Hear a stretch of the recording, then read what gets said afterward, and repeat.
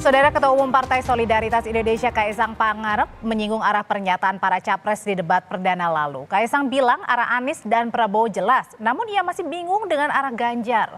Kaisang menyebut saat debat perdana sikap capres nomor urut 1 Anies Baswedan condong terhadap perubahan. Sementara untuk capres nomor urut 2 Prabowo Subianto jelas akan melanjutkan kebijakan pemerintahan Joko Widodo. Namun Kaisang bilang dirinya justru masih bingung posisi calon presiden nomor urut 3 Ganjar Pranowo seperti apa.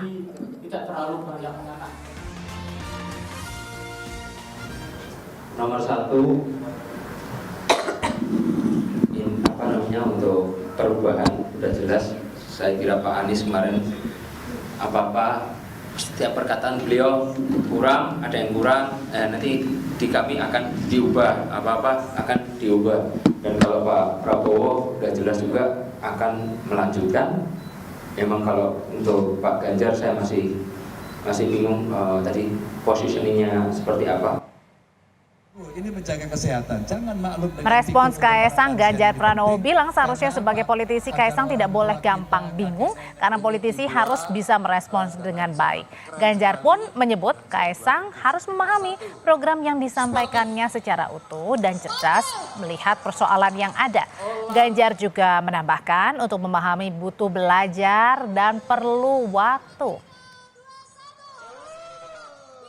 Bingung posisinya seperti apa? Ya, memang untuk memahami ini perlu belajar dan perlu waktu, sehingga bisa cerdas melihat persoalan dan tidak bingung. Karena politisi tidak boleh bingungan. Politisi harus bisa merespon itu dengan baik. Kita cepat dan unggul. Mas Ganjar.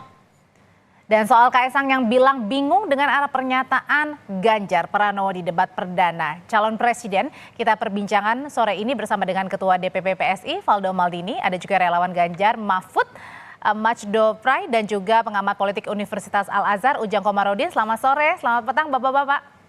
Selamat sore Mbak Audrey, Bang Jo dan Bang Valdo. Iya, Kang Ujang, selamat sore.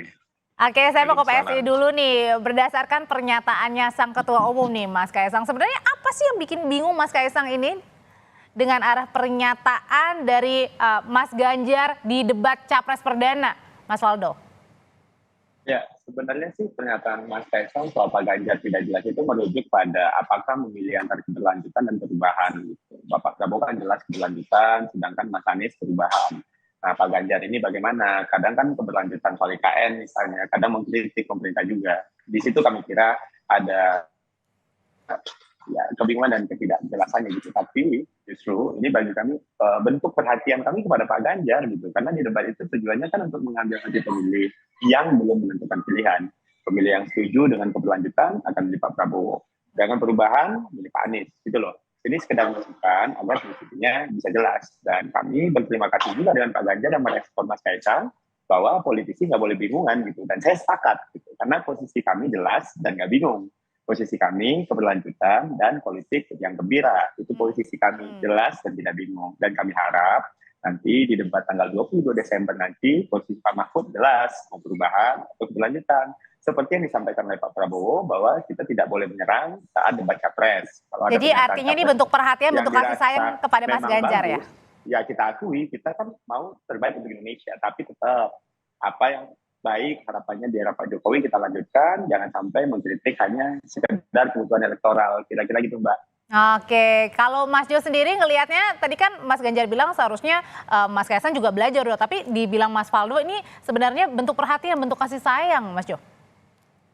Iya, saya jadi kasihan juga sama Kaisang ini ya di tugas barunya ini yang dia tentu saja belum banyak tahu soal tugas seorang ketua umum ini. Sebut saja orang sekeliling Kaisang ini malah seolah-olah membuat apa ya, membuat Kaisang jadi kesannya blunder gitu. Jangankan Kaisang ini komentar soal debat kemarin, mungkin soal posisinya dia sendiri aja sekarang dia juga bingung mesti gimana gitu. Sebenarnya memang kemudian kita juga tahu bahwa komentar Pak Ganjar tadi itu terkait dengan statementnya Mas Kaisang ini ya memang benar. Banyak sekali yang akan membuat kaget atau membuat bingung Mas Kaisang kalau caranya begini. Bingungnya yang mana nih Mas Jo? Ya? Bingungnya yang mana? Terhadap situasi politik, bukan cuma soal debat kemarin, soal positioning berbagai pihak, itu juga akan membingungkan oleh statementnya Kaisang ini. Jadi menurut saya kalau saya lihat emang arah dari komentarnya Kaisang itu memang mereka berharap semuanya menyerang Pak Ganjar dengan statement itu. Karena jauh lebih mudah mungkin kalau 2 putaran itu mereka berhadapan dengan Pak Anies daripada dengan Pak Ganjar gitu. Melihat sekarang masyarakat itu simpatinya kepada Pak Ganjar naik secara signifikan, apalagi dari survei-survei di luar, survei yang bisa dikondisikan itu, terlihat bahwa suara Pak Ganjar ini leading terus gitu. Ini membuat beberapa pihak mungkin gelisah. Itulah yang membuat kemudian bingung, keluarlah statement itu. Tapi memang buat Mas Kaisang sendiri atau teman-teman di PSI sendiri ya, kasihlah kesempatan Mas Kaisang ini belajar dulu sebelum ngasih statement-statement yang pinggir jurang seperti itu. Kan akhirnya jadi blunder kan. Maksudnya Jadi kasih kesannya kesempatan jadi banyak belajar ini nggak belum taunya. mumpuni untuk ngomong gitu, untuk berbicara. Iya, menurut saya sih lebih baik juru bicaranya aja lah yang bicara, jangan Mas Kaisang, Oke. kasihan juga kan. Mas Faldo katanya itu Kasihan. perlu banyak waktu nih untuk bicara. Mas Jo bisa aja Mas Jo. Ya, saya pikir Kaisang nggak blunder ya. Ya jangan sampai yang bingung soal posisi kita, malah nuduh yang lain gitu loh. Karena di sini yang bingung itu kan Pak Ganjar. Mau keberlanjutan apa perubahan? Sesimpel itu aja. Ya kan kadang-kadang kemarin sempat agak keras, sekarang memuji-memuji.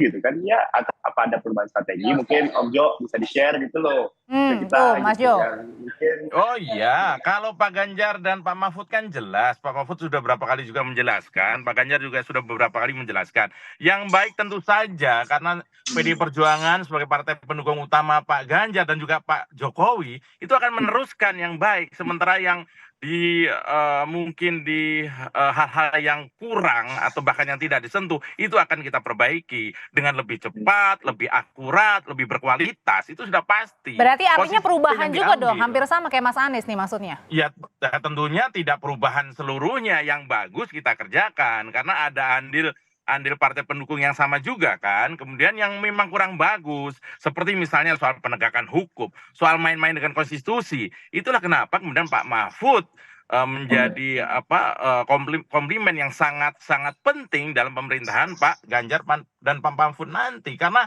soal konstitusi ini udah nggak bisa main-main gitu. Itu yang akan kita perbaiki misalnya begitu. Oke, saya nanya ke Kang Ujang deh kalau gitu, yang sudah memperhatikan nih di menit-menit awal. Kang Ujang, jadi dari yang ditangkap apa nih, yang bingungin yang mana? Ya kalau kita bicara positioning politik, iya kita mengakui bahwa yang keberlanjutan Prabowo Gibran. Tapi dalam konteks perubahan ya Anies Caimin. Tetapi kalau kita masuk ke wilayah debat ya tentu ketiga capres kemarin sudah menunjukkan kapasitasnya masing-masing begitu. Artinya sudah menampilkan hal yang terbaik gitu, walaupun positioning debat kemarin ya Pak Ganjar bukan di wilayah 2 kekuatan tadi, bukan di wilayah 2 kutub tadi, tetapi ya tetap dia punya esensi untuk tadi menjelaskan visi misi terkait dengan persoalan korupsi, HAM, pemerintahan dan lain sebagainya itu. Saya melihat ya tetap ada substansi yang disampaikan, walaupun memang secara umum kalau saya nilai ya perlu perbaikan substansi begitu dalam debat nanti. Tapi kalau Kang Ujang, kalau melihat dari pernyataan tadi dibilang katanya ini bentuk perhatian Mas Kaisang sama Mas Ganjar. Sebenarnya ini ngelihat pernyataan dari Mas Kaisang soal Mas Ganjar yang membingungkan di debat Capres ini, positioningnya gimana? Ini lebih kemana? Karena kan Mas Kaisang bukan hanya sebagai ketum PSI, tapi juga sebagai anaknya Pak Jokowi. Ya kelihatannya kritik pada Pak Ganjar mungkin.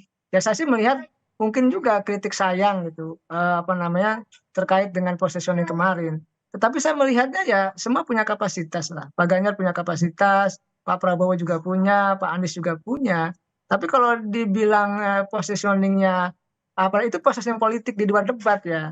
Tapi kalau di debat ya semua sudah memberikan kontribusi gagasan terbaiknya, walaupun masih ada kekurangan di sana sini. Jadi kalau saya sih melihatnya ya konteksnya adalah kalau ucapan Gibran itu lebih tepat bukan di debat, tapi lebih tepat positioning politik di luar debat. Positioning politik secara umum bahwa memang tadi posisi Pak Ganjar ya tidak di keduanya, bukan di perubahan, bukan juga di berlanjutan. Saya melihatnya seperti itu.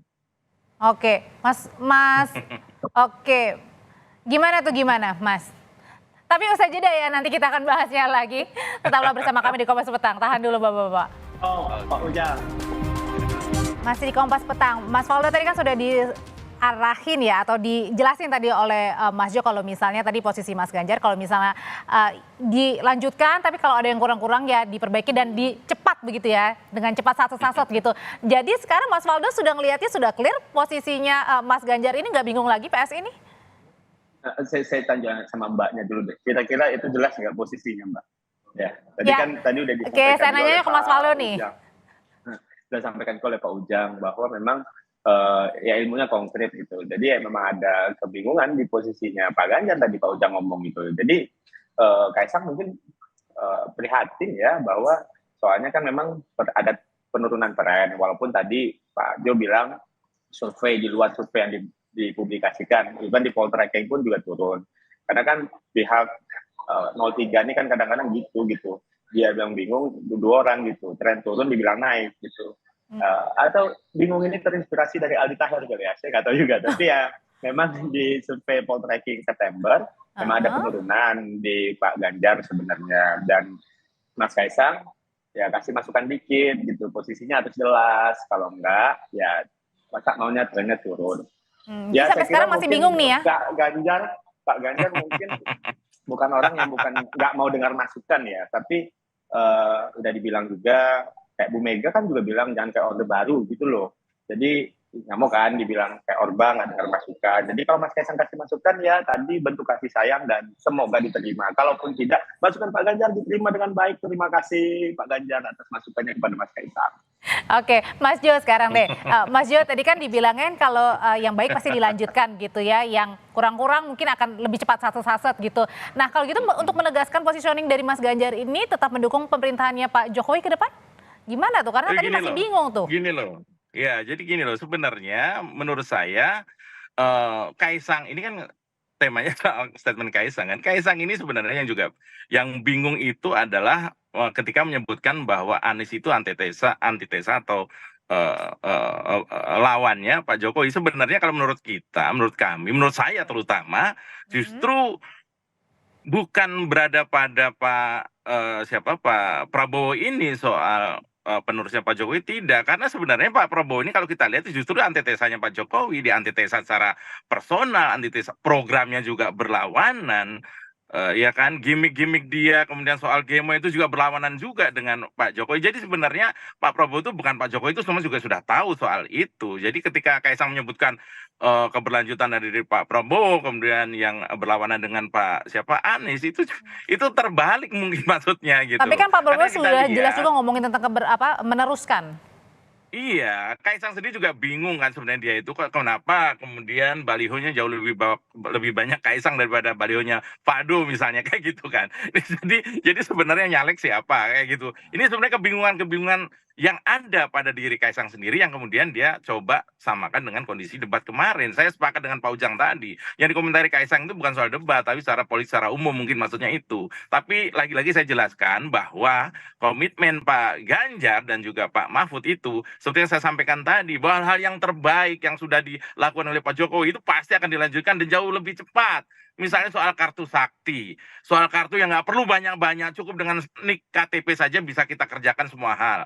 Nah itu kan bukti bahwa memang yang sudah dilaksanakan oleh Pak Jokowi yang memang terbukti baik akan kita lanjutkan. Yang jelek-jelek, atau yang belum disentuh atau yang tidak maksimal itu akan kita gaspol, kita percepat. Kira-kira itu Mbak. Oke, kalau gitu untuk memperkuat positioning dari Mas Ganjar, sebenarnya dari PSI sendiri, Mas Waldo tadi harapannya gimana nih biar nggak bingung begitu nanti terutama di misalnya debat cawapres agar lebih kelihatan nih positioning dari masing-masing, Mas Waldo? Iya, maksud saya, saya agak bingung juga tadi ketika Pak Jo bilang gemoy berlawanan dengan Pak Jokowi ya. Sekarang saya juga jadi bingung gitu, Mas Jo ini arahnya kemana nih Pak Ganjar dan Pak Mahfud juga. Tapi mungkin saya kira memang kita juga berharap nanti di debat cawapres mudah-mudahan positioningnya clear gitu, karena orang udah tahu kan segmentasi itu kan hal yang simpel ya Mbak ya, mau lanjut atau jadi polisinya jelas gitu. Kita melanjutkan Jokowi untuk 2045 Indonesia emas, banyak program yang harus dikerjakan, sedangkan Pak Anies IKN tidak usah gitu kan. Terus apalagi dia pemerataan dari daerah, aneh-aneh lah kalau koalisi perubahan mah ya kalau gitu kan. Nah tapi ya intinya sih kalau kami kira itu juga bukan hanya posisi ini, bukan hanya soal segmentasi, tapi ini juga soal policy yang akan dibuat gitu. Sementara kalau seandainya ya normatif yang bagus kita lanjutkan, yang tidak bagus kita perbaiki, ya semua orang melakukan itu. Tapi kan penting ya posisi kita itu di mana gitu dalam politik dan elektoral ya. Tapi ya terlepas dari itu, sekali lagi mungkin itu jadi masukan untuk debat selanjutnya dan semoga lebih seru. Dan Mas Kaisangnya nggak bingung, Mas, tenang aja, Mas Kaisang chill, karena posisi PSI jelas keberlanjutan Pak Jokowi, politik yang santun dan santuy gitu loh, Mas. Jadi ya gitu. Sarangnya ya, sayang ya, artinya bentuk sayang ya. Kalau gitu Mas Jo, gini deh, kalau biar ke depan PSI Mas Kaisang juga nggak bingung nih gimana caranya Mas Ganjar dan juga Pak Mahfud ini mungkin lebih clear kali ya arahnya supaya biar nggak bingung juga nih buat Mas Kaisang terutama. Justru sebenarnya Pak Ganjar dan Pak Mahfud itu jauh lebih clear sejak awal soal positioningnya. Bahwa kita berpihak pada masyarakat, pada rakyat, apa yang dimaui oleh masyarakat, oleh rakyat itu yang akan kita bela. Kalau masyarakat minta penegakan hukum soal konstitusi seperti tadi acara sebelum kita ini ada soal pencuri yang